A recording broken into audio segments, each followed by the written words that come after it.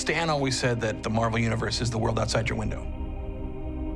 And that the people could find characters they could see themselves in. So what does Marvel mean to you specifically? To me, it more meant big, fun action movies. Now, to me, it's much more about a huge dynamic world of incredibly diverse characters who are all going through different things and have different struggles and different insecurities and come out on the other side with incredible powers or learning incredible lessons. Those lessons are imparted to the people that read them, that experience them. For myself, I feel like I learned a great deal about the people who make the comic, and I have a much greater understanding of the process between writer, editor, artist, the collaboration that goes into making comics. I think to me in general, Marvel is about people. It's about people, on the pages and who those characters are and what they represent, because each of them are, they have their own personality and their own character traits.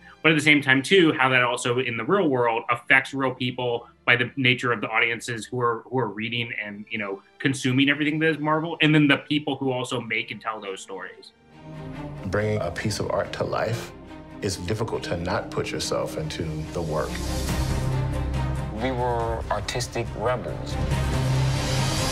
Marvel, to me, is this really special place in who I am. I'm not going to sit down at 6 or 7 years old and pop open, War and Peace. This got me into reading. It got me into how I love to see stories, how I want to create my own stories. I think the beauty of Marvel is that we don't just have so many expansive stories and characters and universes that can tap into kids' imaginations or adults' imaginations. It teaches you how to envision yourself being a bigger person. The Marvel Spotlight Program is a collection of stage plays written for high school. I never thought I could make a living drawing.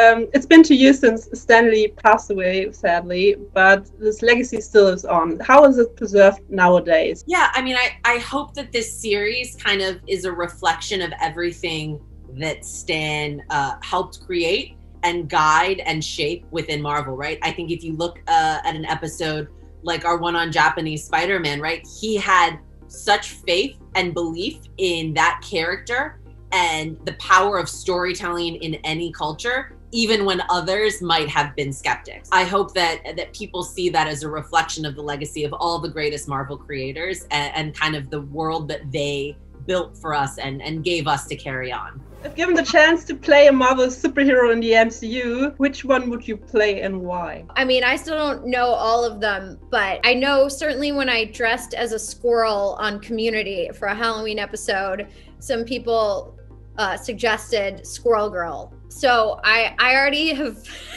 had the experience of dressing as a squirrel. I would also say that Squirrel Girl is a pretty incredible character, and I was just learning about her for the first time when making my episode. Put me in a red wig, I'm there. Nobody else had ever done this before. Fearless storytellers. I killed Spider-Man. What? In every episode, you can feel the joy with all of the people you interviewed. They talk about it with so much joy. You see it in their faces, you see it in their eyes. How was this experience on the interviews?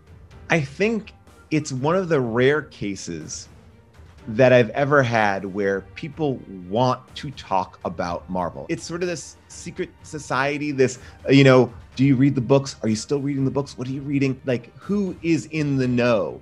And so when you get somebody to open up about some of their stuff, you also see the joy that these books bring. People want and we're excited to talk about these characters. Can we expect a second season of Marvel 616? And which aspects would you want to explore further? The more and more that we meet people who want to tell their stories about their relationship to Marvel, how, in exploring new ways, I think that there's definitely plenty of stories that we can tell that didn't fit into this season. Superheroes connect us.